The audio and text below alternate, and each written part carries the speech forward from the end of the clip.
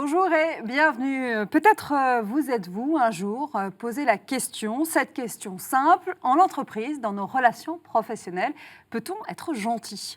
Ou alors la gentillesse est-elle encore perçue comme un signe de faiblesse et peut donc nuire à sa carrière? Pour en débattre, j'ai le plaisir de retrouver, comme chaque semaine, Joseph Tournel, vice-président de la CFTC. Bonjour. Bonjour. Et Jean-Eudes Tesson, chef d'entreprise. Bonjour. Bonjour. Et vous êtes aussi président d'entreprise de Care Management. Un jour, il faudra que vous nous en définissiez exactement ce qu'est l'entreprise de Care Management de regard chrétien sur le travail. Une remarque, une réflexion. Cette question qu'on pose aujourd'hui peut sembler être naïve, mais il y a quelques années, une étude texane intitulée « Les types sympas finissent-ils vraiment derniers ?» concluait que oui, être gentil nuit à la carrière. En moyenne, les salariés peu aimables gagnent 18% de plus que leurs collègues affables. Alors, Jean-Eudes Tesson, est-ce que ce constat vous étonne? Être gentil, c'est pas bien en entreprise? Alors, j'ai pas envie de croire à cette étude parce que le résultat ne me convient pas. Mais au-delà de mon envie, je pense que c'était peut-être le cas autrefois, mais c'est en train de devenir de moins en moins vrai. C'est-à-dire que le regard change. Parce que les attentes ne sont plus les mêmes dans l'entreprise. Et pour parler de gentillesse, je voudrais évoquer deux autres mots qui sont frères ou sœurs de la gentillesse. C'est le mot complaisance, qui peut être mal connoté. Si on dit complaisance, c'est agir pour plaire. Et puis, il y a la bienveillance. Et la gentillesse, c'est un peu entre les deux, mais c'est important de la définir. Et moi, j'ai envie de dire, pour faire la différence entre la gentillesse et la bienveillance, c'est que la gentillesse, ce sont les mots qui sont gentils, et dans la bienveillance, ce sont les actes qui sont bienveillants. Vous préférez la bienveillance à la gentillesse, donc? Complètement.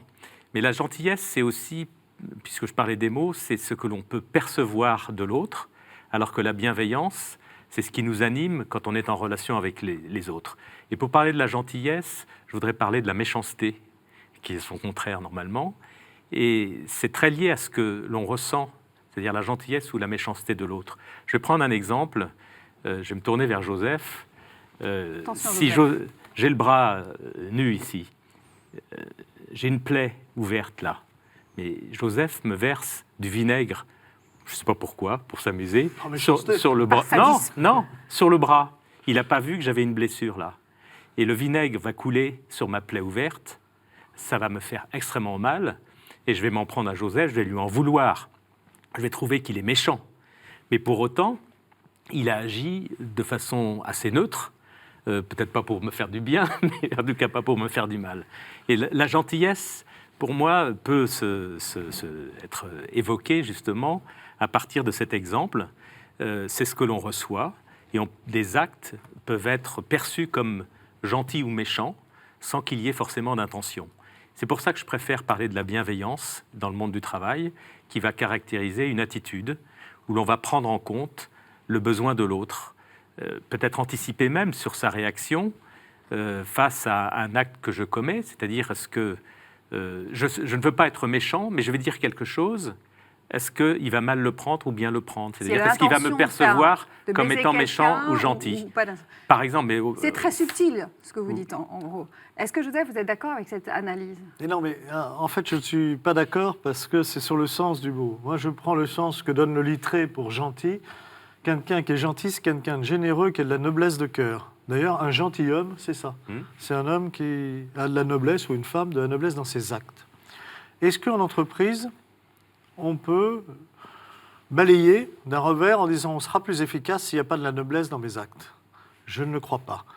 Si l'entreprise, c'est d'abord une communauté humaine, on a besoin aussi de cette gentillesse, qui ne doit pas être, c'est pas de la naïveté, c'est pas de la faiblesse. Ça rejoint la bienveillance. De la noblesse dans les actes, de la noblesse dans ses actions, de la noblesse dans ses pensées. C'est-à-dire que ça élève. Eh bien, quand quelqu'un s'élève lui-même, il élève l'ensemble. Alors, on a été dans un effet de mode. À un moment donné, je vois très bien le Texan moyen, là, le Texan avec ses barils de pétrole. Il le fait très bien. Moi, je veux des killers. Moi, je veux des killers. Oui, mais le Texan moyen, il nous crée quelle société? Les killers du Texan moyen... George Bush n'est pas votre idéal d'homme. Ils ont créé les subprimes. Catastrophe humaine, catastrophe économique. Un gentil n'aurait jamais fait les subprimes.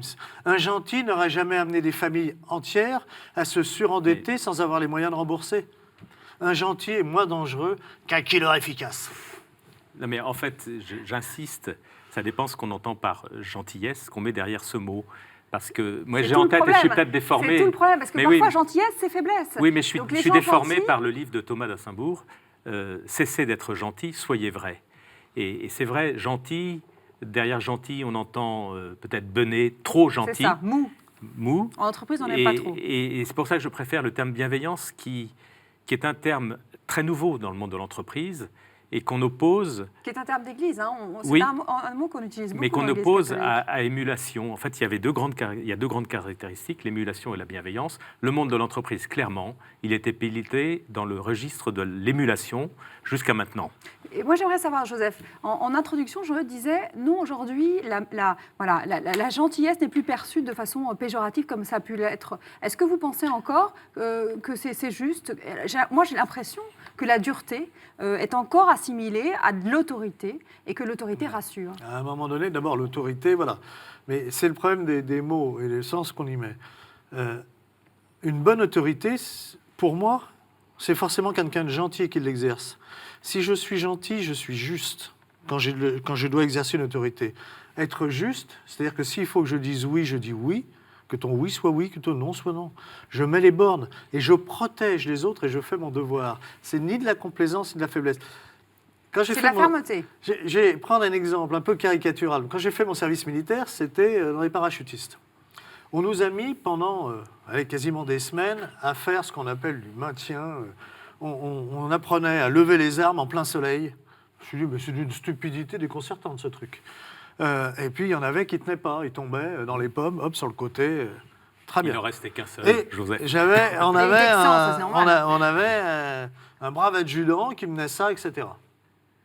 Mais en fait, cet adjudant était gentil. Et je m'en suis rendu compte quelques semaines après, quand ils nous ont amené manier des explosifs et des grenades réelles. Et il nous a dit, voilà, vous m'avez trouvé comme un sombre abruti.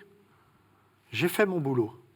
C'est-à-dire que ceux qui, à un moment donné, craquaient parce que par la fatigue, par l'émotion, par etc., je n'en veux pas.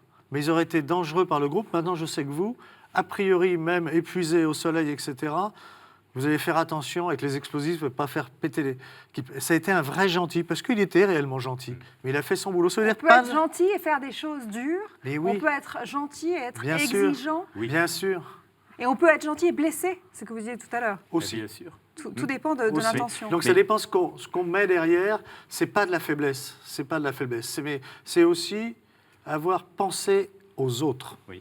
Justement, vous parliez tout à l'heure de mon engagement à promouvoir le care management. En fait, care management, c'est un mot anglais, on n'en a pas trouvé d'autre quand on a Je suis inventé sûre qu'on n'a pas bien cherché. Mais vous allez voir, en fait, care management, c'est le management qui prend soin des personnes. Alors, on cherchait un autre mot et on a demandé à un moine je crois que de Saint-Vendrille de nous trouver quelque chose. Il nous a sorti Coram Gerat. Et Coram Gerat, c'est dans la règle de Saint-Benoît, il y a 1500 ans, quand Saint-Benoît demande au père abbé de prendre soin de leurs moines et aux moines de prendre soin les uns des autres. Ben, on n'a rien inventé. C'est simplement ça qu'on veut restaurer, cette exigence de prise de soin de l'autre. Ça nous ramène aussi à l'altérité, ça nous ramène à la bienveillance, ça nous oblige à donner du sens au travail, parce que ne pas donner de sens au travail, ce n'est pas prendre soin du salarié.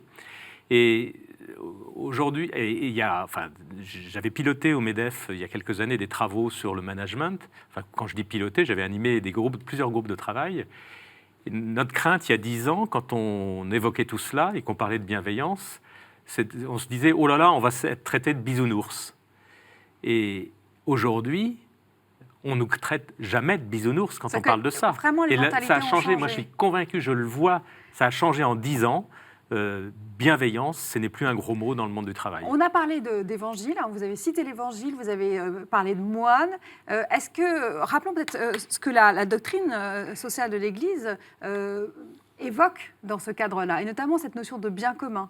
Parce que là, on est clairement dans une notion de bien commun. Et d'attention aux autres, c'est exactement ça.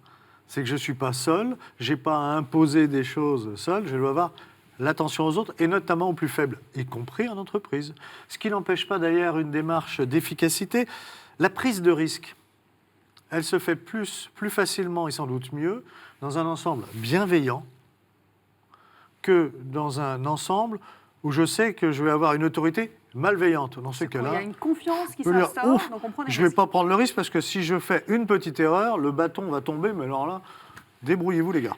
Pour illustrer ce que dit Joseph, je voudrais prendre l'image de la zone de confort dans laquelle c'est un peu le parking, hein, on ne prend pas de risque, on est là bien chez soi. Et puis au-delà, il y a la zone de danger. Si on met un pied dedans, là, on est en risque total. Et entre les deux, il y a la zone de mouvement dans laquelle on peut évoluer, progresser, se dépasser. Et ce que décrit Joseph, c'est, dans le monde du travail, c'est de permettre aux salariés de rentrer dans une zone de mouvement sans aller trop loin dans le risque, mais tout en grandissant, et si possible, en grandissant en humanité. Donc la bienveillance, le care management, c'est une bonne façon de faire grandir les salariés, de leur permettre de prendre des risques, des responsabilités. Est-ce qu'il y a une autre méthode possible dans une communauté humaine qu'avoir de la bienveillance les uns avec les autres? En tout cas, il y a des façons de faire différentes, on est bien d'accord. Oui, mais sur le fond et dans la durée, et même dans l'efficacité... C'est peut-être la clé, le mot-clé là, la durée. C'est-à-dire que dans la oui, durée, bien sûr. c'est ça qui fonctionne. Et puis avec ce contexte des jeunes générations qui ne peuvent plus s'en laisser compter dans ce domaine-là, ils ont une vraie attente, sinon ils s'en vont. Hein, C'est-à-dire si on n'y répond qu'aujourd'hui, pas. Cette génération Y ou même au-delà maintenant, Z. N'accepterait plus qu'on lui parle de la façon dont certains salariés ont pu être traités oui. ou peut être à qui on a pu parler comme ça. C'est plus possible aujourd'hui de traiter... Si c'est encore possible, on le voit très bien dans les métiers précaires, les petits boulots, etc., où je suis obligé de prendre le boulot pour... Mais c'est vrai qu'il y a une évolution globale qui se fait. Et dans les entreprises qui comprennent que ce style de management est périmé, alors ça peut être l'intérêt immédiat, et sur le fond, parce qu'il y a une recherche, notamment des jeunes générations, de donner du sens à tout ça. Le truc de dire, vous allez gagner peut-être 18% de plus que les autres, la question maintenant qui est posée, oui, mais enfin, à quoi ça me sert si je ne peux pas retrouver ma famille, mes copains, avoir une vie vos 18%, si c'est pour perdre ma vie, ben non, c'est non. De plus en plus, ça, on retrouve un équilibre peut-être. Le management par la bienveillance, c'est la Oui. clé. Et en fait, il ne s'agit pas de répondre à tous les besoins des salariés, mais de les prendre en compte. Et la différence est essentielle. C'est-à-dire, quand je dis les besoins, ce sont les attentes. L'entreprise ne peut pas pourvoir à tout, mais elle peut simplement prendre en compte que les salariés ont des attentes dans leur vie et pas seulement au travail. Merci. Et ça va Joseph. aussi vis-à-vis de l'employeur. L'employeur peut se tromper. Oui. Vous voyez, je suis très gentille, mais comme je suis aussi ferme, je vous dis, on s'arrête là. Joseph, merci infiniment à tous les deux. On s'excuse auprès de nos amis texans, ils ne sont pas tous des méchants garçons. Voilà, merci et on se dit à la semaine prochaine. Au revoir.